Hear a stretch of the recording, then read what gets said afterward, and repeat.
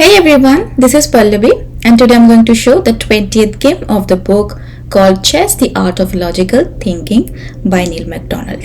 This game was played between Timman and Ljubojevic in Hilversum in 1987. The opening plate was Slav defense.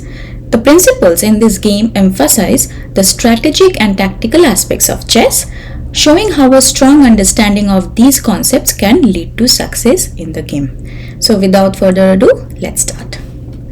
White started with d4, occupying the center.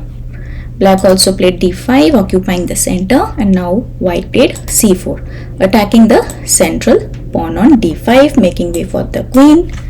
And now black played c6. Black ensures that he can keep a pawn on d5. In the event of c takes d5, black can capture it back with the c pawn. He avoids e6 as he has no wish to block his queen's bishop. Knight f3, developing towards the center. Black also played knight f6. Both white and black developed the king's knights towards the center. Knight c3. Timman continues to develop in fearless style, even though with each move, black has extra resources to grab and hold on to the pawn on c4. D takes c4. Black, a chessboard gambler, can't resist seizing the opportunity despite the loss of the strong defensive pawn on d5. e3. White would like to play e4. He has a broad pawn structure. But after b5, it would be difficult to regain the pawn. For example, if a4, then b4, attacking the knight, knight a2, and now knight takes e4. And the beautiful white center has been destroyed. So Timman makes do with a more restrained approach. He's planning to go bishop takes c4, and if b5 right now, then a4, when he is bound to regain the pawn after b4, knight a2. Similarly, if a6 instead of b4, then a takes b5, c takes b5, and then knight takes b5, and again white gets the pawn back with an excellent position. So after e3, now black played bishop e6, a daring move by black, opting to protect the c4 and develop the queen's bishop. Despite the risk of hindering kingside development with e6, the mindset, a pawn is a pawn is a pawn. So black wanted to save the pawn. White played knight g5. The game gets faster when black makes a bold fifth move. White faces a challenge: act quickly or black will keep the extra pawn and continue developing. In this situation, white chooses an unconventional response to disrupt black's plans. Bishop d5. The bishop moves to avoid the knight's threat, preventing knight takes e6 and potential damage to the king side. However, a safer option might have been bishop g4, protecting the bishop with queen d6.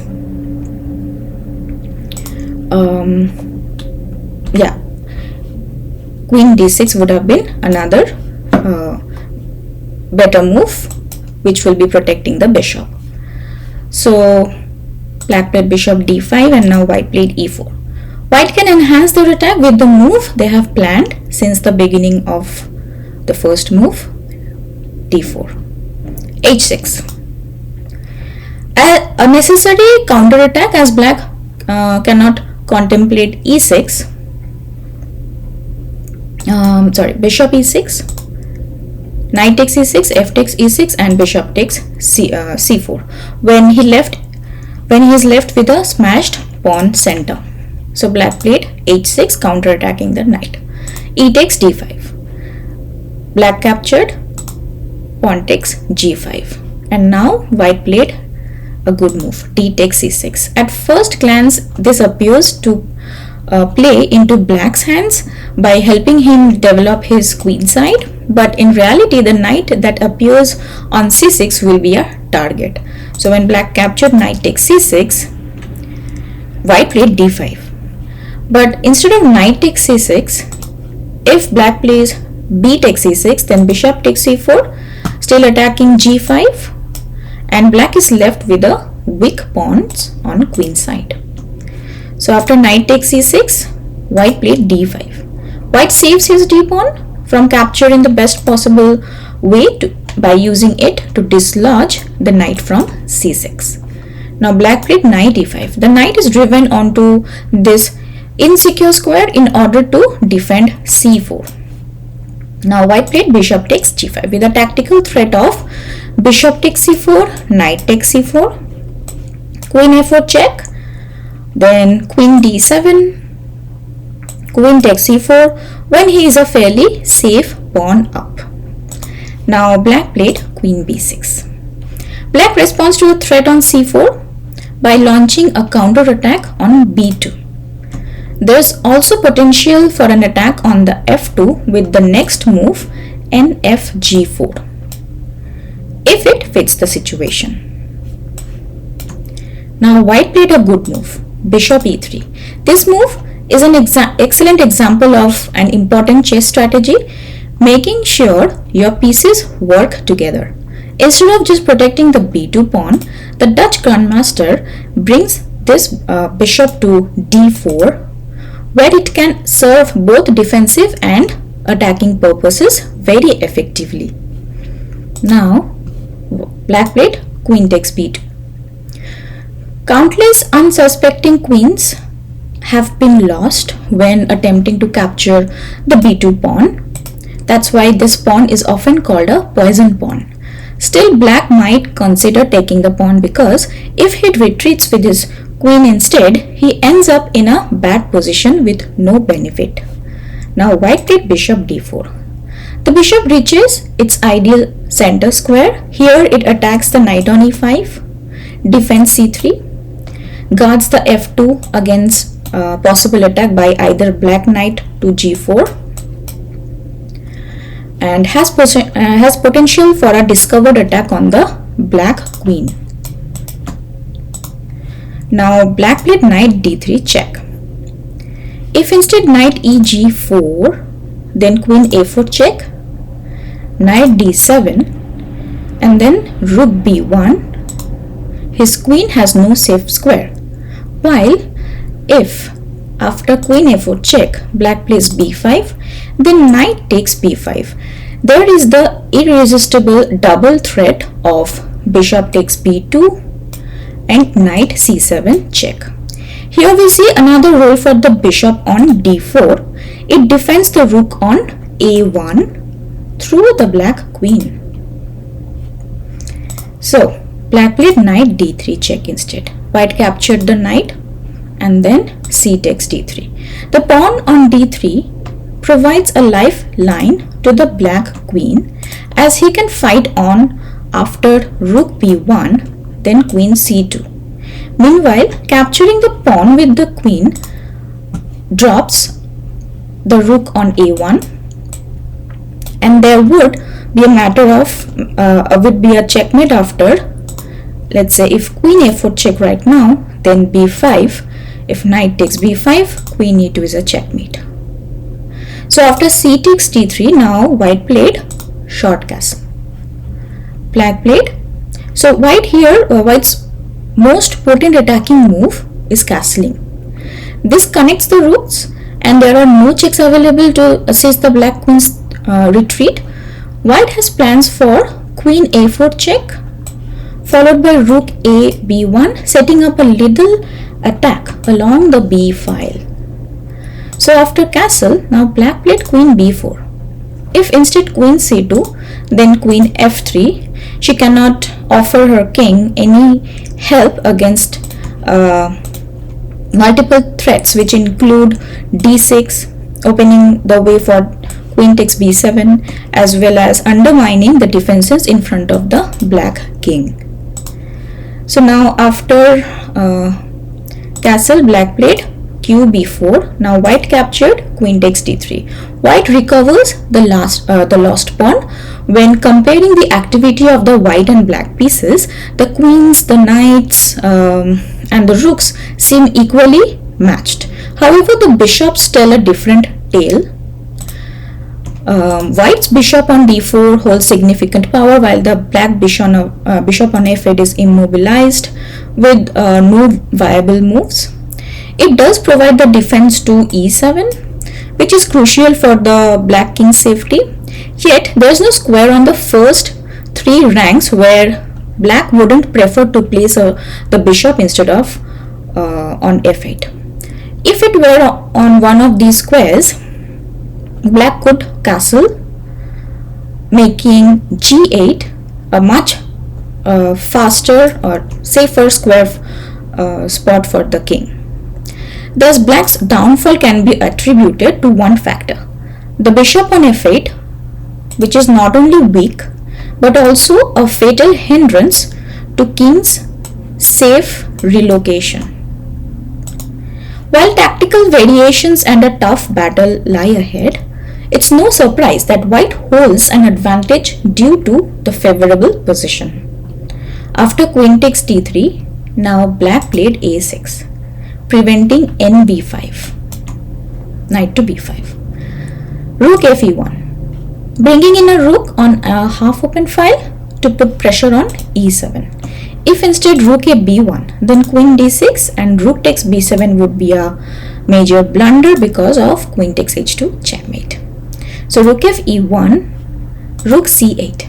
Here on the c8, the rook puts pressure on the white knight and in some cases is available to defend rook c7 with rook c7. Bishop takes f6. White makes a well-timed exchange while they don't want to lose their good bishop. The black knight is a strong defender. It's important to remember that as long as black keeps a passive bishop, exchanging other pieces will make the difference in strength between the attacking and defending sides even larger. G takes f6. And now the white knight is in trouble. So white played knight e4, threatening knight takes f6 check. Black moved the king away. The king attempts to protect itself by moving to the d file, which now looks like a target range. If black had responded to attack on f6 with bishop g7 or rook h6 instead of king e8, let's say like this, white could have not only played d6 as in the actual game, but also employed a tactical move like rook a b1. Then queen a5, knight d6 check would immediately win the rook. So black played king d8 and now white played the good move d6. A pawn is a formidable force when it charges against a king's defenses. e6.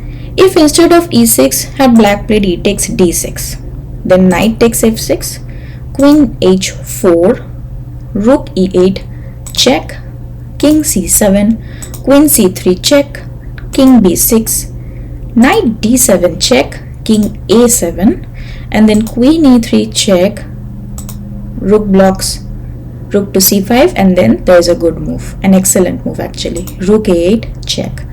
King captures rook and then queen e8 check, king a7, queen b8 checkmate. So after d6, black played e6. Now white played another good move, rook a b1. In a winning position, it's crucial not to hurry. Black cannot alleviate the issues with the king stuck in the center, so white wisely focuses on developing the last inactive piece. An impatient move like knight takes f6 would grant black significant counterplay, especially with queen h4 attacking the knight and h2. So after rook a b1, now black played queen a5. Tricky until the end. The queen chooses this retreat square so that if rook takes b7, that would be a blunder. Black's fortune changes for the better after queen takes e1 check. So after queen a5, now white played another good move, queen d4. A systematic approach. White forces black to break their pawn structure with e6 and then directs the queen towards the secondary vulnerability at f6.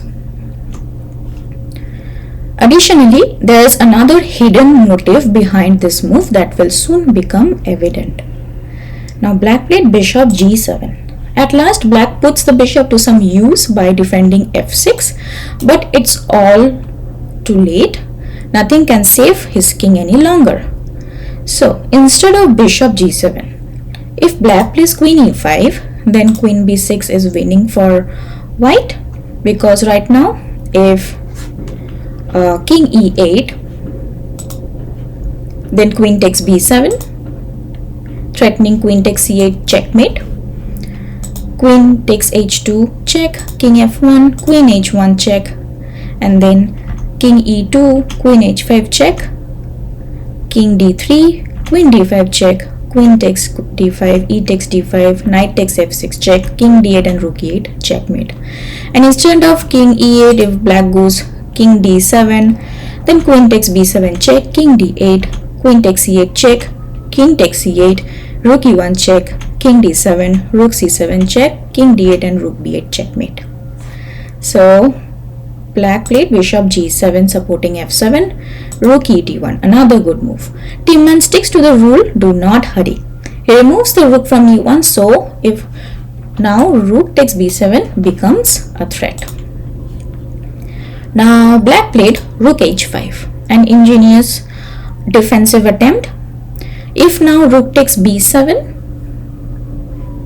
then rook d5 would be awkward for white, as if queen a1 would be a blunder, because rook takes d1, queen takes d1, queen d5 attacks the white queen, knight and rook, when it would be white who gets checkmated after queen takes d5. Then rook c1 check, queen d1 and rook takes d1 checkmate.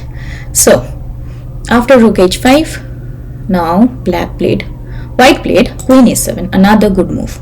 A surprising way to secure victory. The white queen moves to the side of the board for two purposes. First, to pair up with the rook along the 7th rank after rook takes b7, and second, to create a more threatening situation by denying the black rook access to the a8 square. After queen a7, black played rook b5. Black deals with the first of the threats but is powerless against the second. d7, another good move.